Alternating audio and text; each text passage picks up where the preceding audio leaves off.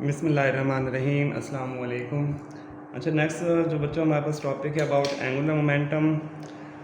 Angular momentum को define करने से पहले कुछ अगर बेसिक चीज़ें अगर हम देख लेते हैं, जिस तरह से बेटा हमने चैप्टर स्टार्ट किया था एंगुलर मोशन के बारे में। अब उसके अंदर हमारे पास जो हमने लीनियर क्वांटिटीज़ को रिप्लेस किया था किसके साथ, एंगुलर क्वांटिटीज़ के साथ। जिसमें चैप्टर के स्टार्ट में हमने एंगुलर डिस्प्लेसमेंट पढ़ा, एंगुलर वेलोसिटी पढ़ी, तो एंगुलर एक्सेलरेशन। उसके अंदर स्टूडेंट्स हमने देखा कि जो लीनियर डिस्प्लेसमेंट एस को बेटा एंगुलर डिस्प्लेसमेंट हम थीटा के साथ रिप्लेस करते हैं। लीनियर वेलोसिटी वी को हम एंगुलर वेलोसिटी ओमेगा के साथ रिप्लेस करते हैं। लीनियर एक्सेलरेशन ए को हम एंगुलर एक्सेलरेशन अल्फा के साथ रिप्लेस करते हैं। और लीनियर मोशन में जो रोल प्ले करती है linear force F, angular motion में वही रोल प्ले करता है बेटा हमारे पास क्या, टॉर्क प्ले करता है। ठीक है। इसी तरह जो लीनियर हमारे पास मोमेंटम है वो हमारे पास पी होता है, और इसी को आज हमने एंगुलर मोशन में एंगुलर मोमेंटम बच्चों एल इसका सिंबल है, इसके साथ क्या करना है, रिप्लेस करना है।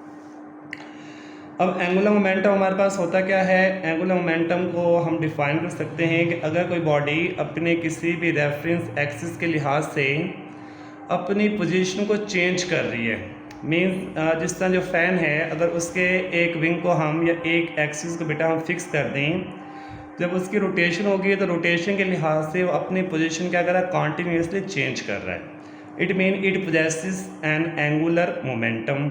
इस तरह स्टूडेंट्स सपोज करें कि अगर हम एक रोटेशन की बात करते हैं, अगर स्टूडेंट्स मान लो कि इसके अंदर हम अपने एक एक्सिस को फिक्स कर देते हैं कि ये स्टूडेंट्स हमारा जो है रेफरेंस एक्सिस है, या रेफरेंस एक्सिस आप किसी भी तरह इस तरह में ड्रॉ कर सकते हैं। अगर आपकी बॉडी बेटा सर्कल में रोटेट कर रही है तो इसकी जो एंगुलर पोजीशन है वो इस रेफरेंस एक्सिस के लिहाज से कॉन्टीन्यूसली क्या हो रही है, चेंज हो रही है। It mean it possesses N angular momentum. Suppose करें हम एक और एग्जांपल लेते हैं कि हमारे पास अगर कोई बॉडी सर्कल में रोटेट कर रही है, ये आपका एक रेफरेंस एक्सिस है, इस रेफरेंस एक्सिस का आप नाम दे दें ए डैश का। अगर बॉडी रोटेट कर रही है तो इस रेफरेंस एक्सिस के लिहाज से अपनी कॉन्टिन्यूसली पोजीशन क्या कर रही है, चेंज कर रही है। अगर उसकी स्टैंड पोजीशन चेंज हो रही है it mean it possesses N angular momentum. अब एंगुलर मोमेंटम का सिंबल हमारे पास एल है। दूसरी डेफिनेशन स्टैंड इसकी ये है कि जो एंगुलर मोमेंटम है ये बच्चों हमारे पास क्रॉस प्रोडक्ट होता है। एंगुलर मोमेंटम एक वेक्टर क्वांटिटी है, ये हमारे पास क्रॉस प्रोडक्ट होता है position vector R cross linear momentum B. इसका क्रॉस प्रोडक्ट स्ट्रेंथ हमारे पास क्या कहलाता है, एंगुलर मोमेंटम कहलाता है। स्ट्रेंथ सपोज करें कि हमारे पास कोई बॉडी है जो कि एक अपना पिवट पॉइंट के गिर्द रोटेट कर रही है। सपोज इज दैट कि हमारे पास यहाँ पे आप किसी पॉइंट के ऊपर इस डायरेक्शन में एक लीनियर फोर्स F अप्लाई करते हो, जिसकी वजह से जो बॉडी है वो अपने एक पिवट पॉइंट O के गिर्द बच्चों क्या करते हैं, रोटेट करती है। अब जहाँ पे आपने फोर्स लगाई, जो आपका पिवट पॉइंट है उससे जो डिस्टेंस होता है उसको हम एक पोजीशन वेक्टर स्ट्रेंथ R के साथ रिप्रेजेंट कर देते हैं। अब जिस डायरेक्शन में आपने लीनियर फोर्स F अप्लाई की उसी डायरेक्शन में आपका स्ट्रेंथ लीनियर मोमेंटम क्या होगा, P होगा। अगर इसी लीनियर मोमेंटम P की लाइन को हम बैकवर्ड पीछे की तरफ स्ट्रेंथ एक्सटेंड करें तो हम देखते हैं पोजीशन वेक्टर R और लीनियर मोमेंटम P के दरमियान एक एंगल बच्चों क्या बनता है, थीटा बनता है। एक एंगल स्ट्रेंथ क्या बनता है, थीटा बनता है। अगर इसी पोजीशन वेक्टर R को हम आगे की तरफ बेटा एक्सटेंड करें तो it mean position vector R और लीनियर मोमेंटम P या लीनियर फोर्स F के दरमियान एक एंगल थीटा बनता है। अगर ये एंगल थीटा रेजिस्टेंस, ये एंगल भी क्या बनेगा, थीटा बनेगा। और यहाँ पे हम पोजीशन वेक्टर R को उसके कंपोनेंट में रिजॉल्व करें तो इसके स्ट्रेंथ हमारे पास दो कंपोनेंट बनेंगे। एक इसका कंपोनेंट बनेगा हमारे पास ये पोजीशन वेक्टर R खुद है, एंगल के सामने वाला कंपोनेंट बनेगा इसका R साइन थीटा, क्योंकि एंगल के अपोजिट हमेशा परपेंडिकुलर होता है, एंगल बनता है साइन। ये पोजीशन वेक्टर बेटा आर खुद है, एंगल के साथ वाला बनेगा आर कॉस थीटा। तो यहाँ पे जब आपने इसको पोजीशन वेक्टर आर को उससे कंपोनेंट में रिसॉल्व किया तो आपको मालूम है हमने वेक्टर या क्रॉस प्रोडक्ट पढ़ा। क्रॉस प्रोडक्ट के अंदर हमेशा कौन सा एंगल आता है बेटा? साइन आता है। डॉट के अंदर कॉस आता है, क्रॉस के अंदर साइन आता है। दूसरी बात, अगर यहाँ पे हम देखें, अगर हम पोजीशन वेक्टर का आर कॉस थीटा कंपोनेंट लें, ये along the direction of force है। मिसाल तौर पर ये है, अगर आप बॉडी के अलॉन्ग फोर्स लगाते हैं तो रोटेशन नहीं होती, आपको हमेशा परपेंडिकुलर क्या लगानी पड़ती है? फोर्स लगानी पड़ती है। तो तभी बॉडी के अंदर क्या होती है स्ट्रेंथ? रोटेशन होगी, उसके अंदर एंगुलर मोमेंटम होगा। तो यहाँ पे स्ट्रेंथ क्रॉस की वजह से, ये जो जस्टिफिकेशन मैंने आपको दी उसकी वजह से हम पोजीशन वेक्टर आर का कौन सा कंपोनेंट लेंगे बेटा? R sine theta. तो यहाँ से जो एल है, एंगुलर मोमेंटम एल, ये बराबर आ जाएगा हमारे पास आर पी साइन थीटा, साथ में स्ट्रेंथ क्या आएगा? N hat. इसके अलावा एक और चीज़ देख लें, यहाँ पे अगर आप इसको लिखते हैं, अगर सिंपल इसकी मैग्नीट्यूड लेते हैं आप एल, जो कि एंगुलर मोमेंटम का सिंबल है, आपने पोजीशन वेक्टर का कौन सा कंपोनेंट लेना है जो परपेंडिकुलर है? वो है क्या स्ट्रेंथ? आपका आर साइन थीटा है। और साथ में जो आपके पास लीनियर मोमेंटम पी है, इसकी भी आपने क्या लेनी है? मैग्नीट्यूड लेनी है। यहाँ से इक्वेशन क्या बनेगी? अगर इसको थोड़ा सा हम रीअरेंज कर लें, R P sine of theta बनती है। ठीक है, तो यहाँ से हमारे पास ये पोजीशन आ गई। तो उसके अलावा स्टूडेंट्स, अगर हम इसको वेक्टर फॉर्म में लिखते हैं तो वेक्टर फॉर्म के लिए इसको हम क्या लगाएंगे? एरो लगाएंगे। और अगर हम एरो लगाते हैं तो ये वेक्टर क्वांटिटी है, तो उसकी डायरेक्शन को बताने के लिए हमेशा हमारे पास क्या आएगा बेटा? एक नॉर्मल यूनिट वेक्टर हम एन हैड लिखेंगे। अगर इसको वेक्टर फॉर्म में लिखेंगे साइन के साथ, तो इसके साथ क्या आएगा? एन हैड, जो कि हमारे पास नॉर्मल यूनिट वेक्टर है, जो कि आर और पी ने जो प्लेन बनाई, हमेशा उस प्लेन के ऊपर स्ट्रेंथ क्या होगा? परपेंडिकुलर होगा। तो ये चीज़ हो गई।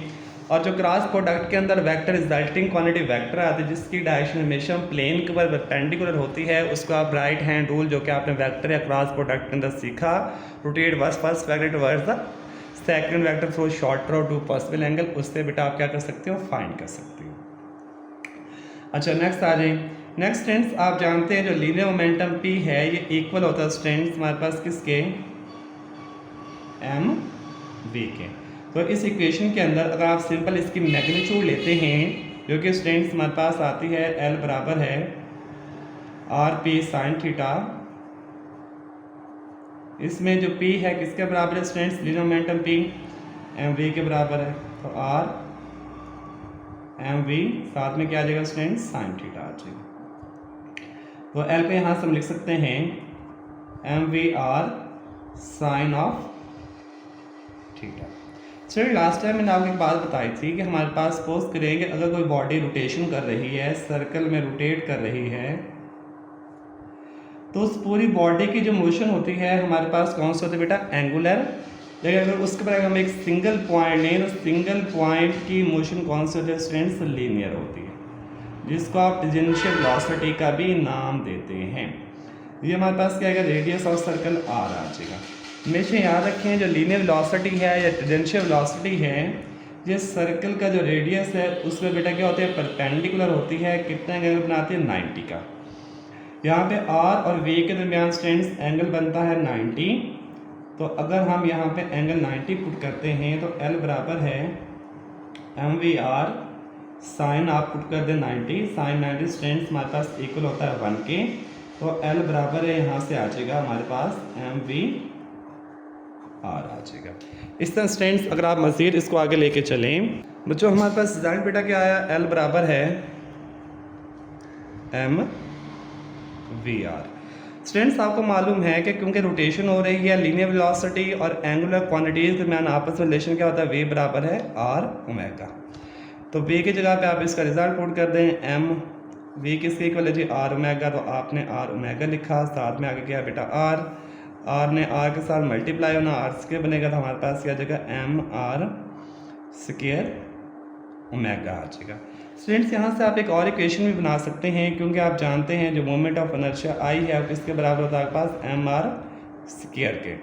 तो एम आर स्क्वायर जो कि मोमेंट ऑफ इनर्शिया है, इसकी जगह स्टूडेंट्स आप पुट कर सकते हैं एल बराबर है आई ओमेगा आ जाएगा।